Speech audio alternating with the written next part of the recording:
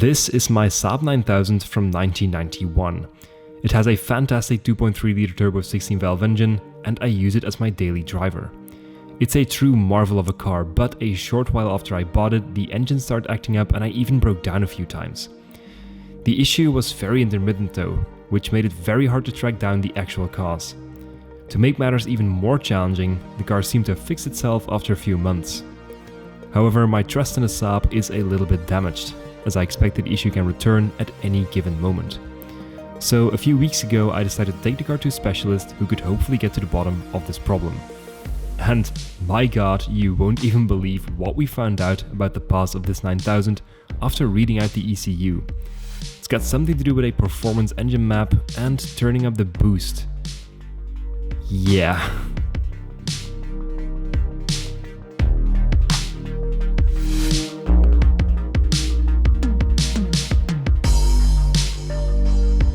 Hello and welcome to Retroschaft. Today we're actually fixing the Saab 9000 because I had a few issues with the car, had it checked out, and it turns out that it's a pretty easy fix. So we're going to do that today, and we're also going to make a test drive to make sure that the car is performing well and that the engine is just working perfectly again.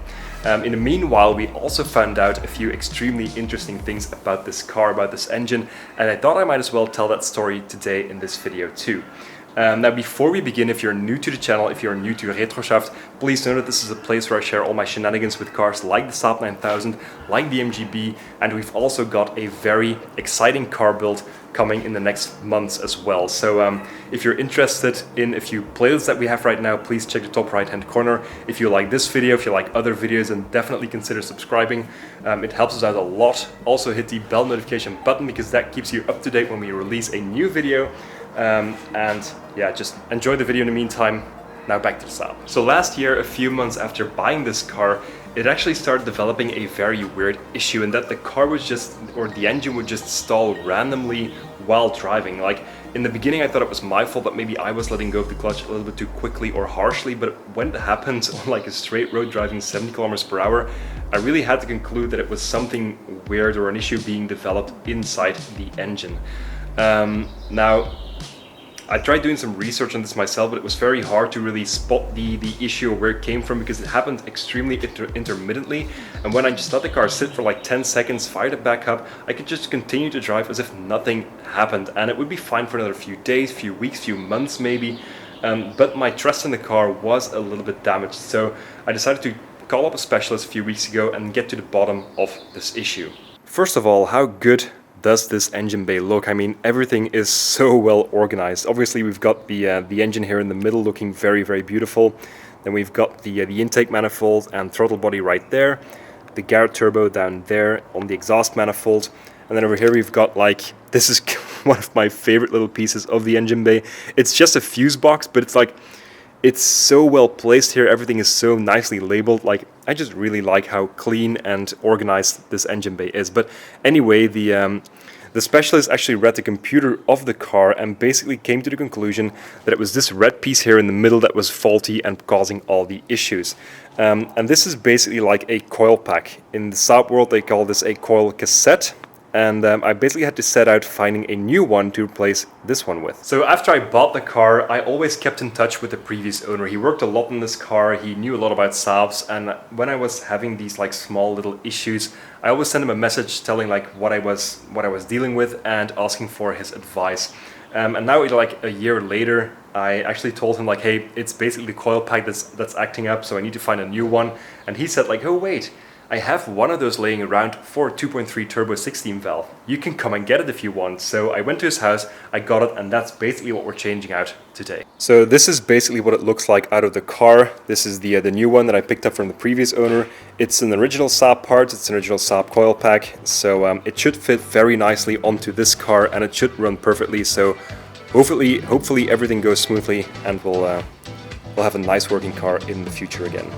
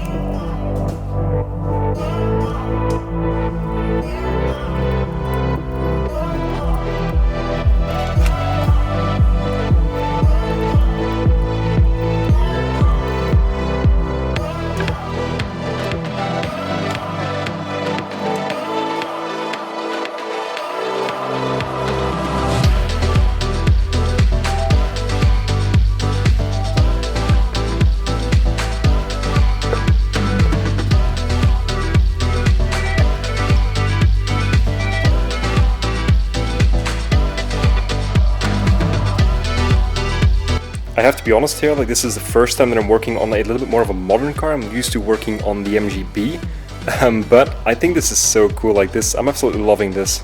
Also, the spark plugs that are still in the car are NGKs. They are very high quality and they were new last year, so these should still be fine. Basically, that's cool. And oh, look at that! Like each cylinder is marked into the block. Like that is really cool. Those are like those little things just show that this is like a Saab. Everything is so well put together and everything is so well thought out. Like it's crazy. That's so cool. I just noticed that the firing order is onto the is marked onto the valve cover as well, like 1, 3, 4, 2. So we first have this cylinder, then this one, 1, 3, 4, then this one, and then the second one. Yeah, that's pretty cool. Okay, let's get the new piece on.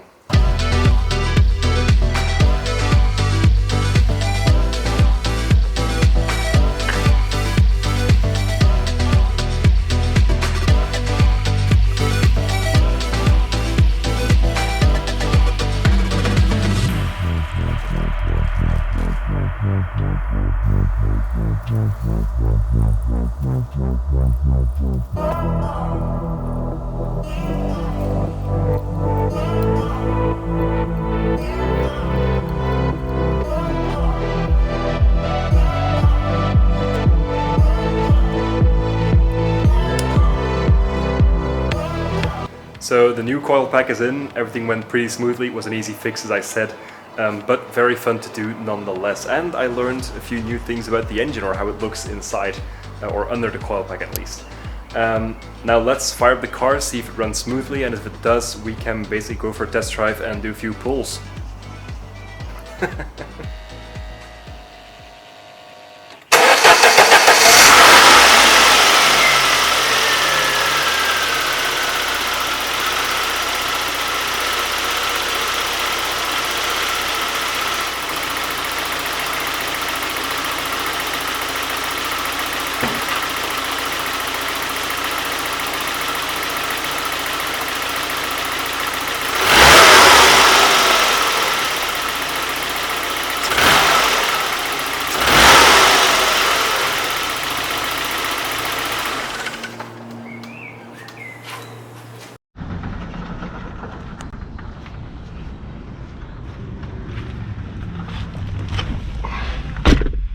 Okay, so everything seemed fine, which means that we can go about our test drive, and I'll let the car warm up for the first like few kilometers, and in that time I think I can tell the story of what happened to this car and how we unlocked like an extra small city car of power into this engine. So yeah, let's go. Okay, so let's dive into the history of this car for a second. It's almost warm, so we have a few minutes to spare. So basically, as I said, the car was having a few issues, and I brought it to a specialist to read out the engine, to read out the computer of the car, see if it had any fault codes, to change the vacuum lines, because that might have been the cause of the issues that I was having as well, and to change or fix the boot lid, because that had come off during the winter time. And well, the guy worked on the car for 2 days, and he called me up and he was like, yeah, well, I have some good news and I have some bad news. And I was like, oh my god, does this mean that the engine is like fucked and that we need to get a rebuild or anything? Like, what is the bad news? And he was like, I didn't manage to fix the boot lid. And I was like, oh well, okay, that's fine, we'll buy another one. And then he was like, and I discovered a few interesting things about the engine of this car. Did you know that it had a performance map on the engine? And I was like, what the hell? Of course not.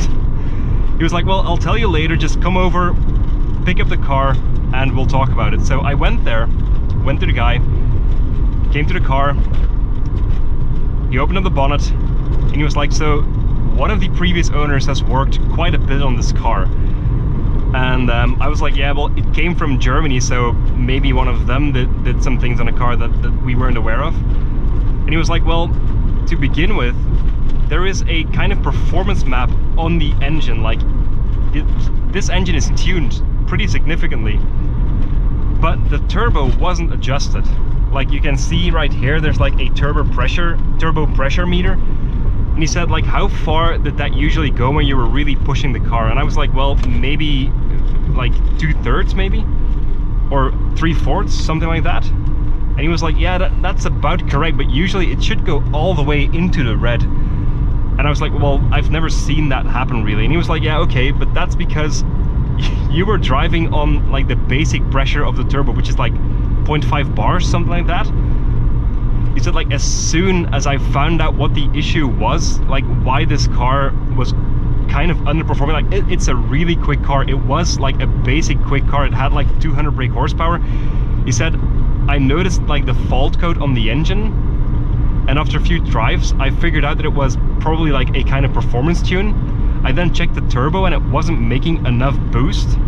I increased the turbo boost and made another test drive, and it was a completely different car. Like he said, like we've probably unlocked like another 40 brake horsepower out of this car just by tuning the turbo and giving it a little bit more boost, like basically factory boost, like what it was supposed to be at, 1 bar.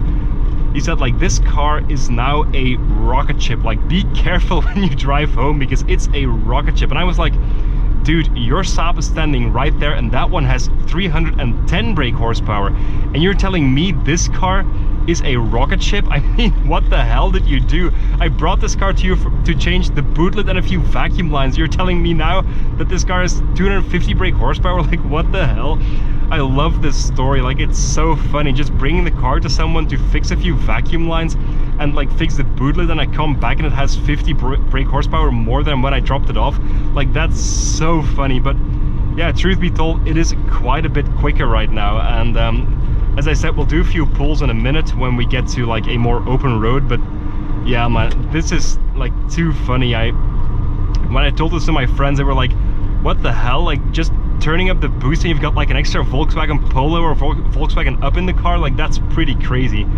But yeah, these cars are a lot of fun, and if you're into the Saab scene, you probably know that these cars can handle a lot of brake horsepower. Like, I've seen a few Saabs with like 500 to 700 brake horsepower with no issue at all. They can easily go to like 300, 350 horsepower with stock internal, so that's pretty crazy as well. So yeah, if you want to make a lot of power, if you want a really good sleeper, the Saab, like any Saab, is a really good car to do that with.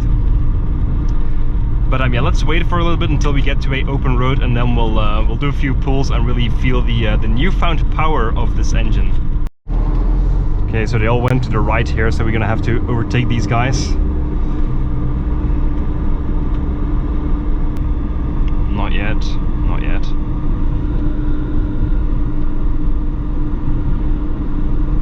We can go over to that one. And let's go. Woohoo!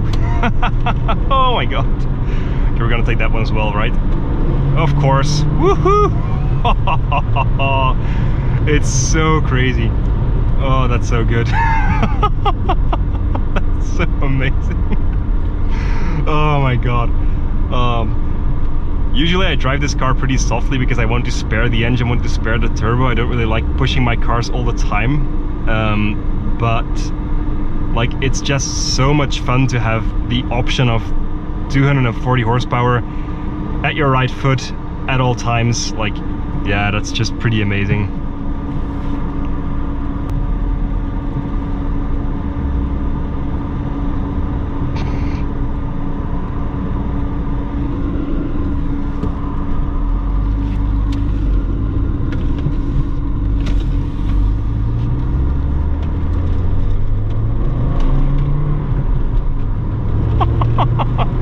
There's like, in second gear, there's almost not enough grip on the tires to just keep the car on the road. Like, it's it's so cool.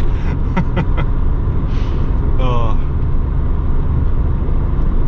And we're back in the garage, back from our test drive, and the new coil pack performed amazingly well. The engine was smooth, we had a lot of power, everything sounded and felt great, so hopefully this coil pack will be more reliable than the previous one, and we won't run into the same issues again. Now, thank you very much for watching. This is basically going to be it for this video. As I said, it was a pretty small and easy fix, but nonetheless, I had a lot of fun working on the car. I always do.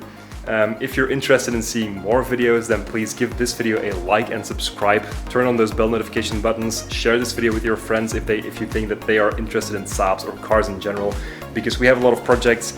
We have another project car coming. It's going to be really interesting.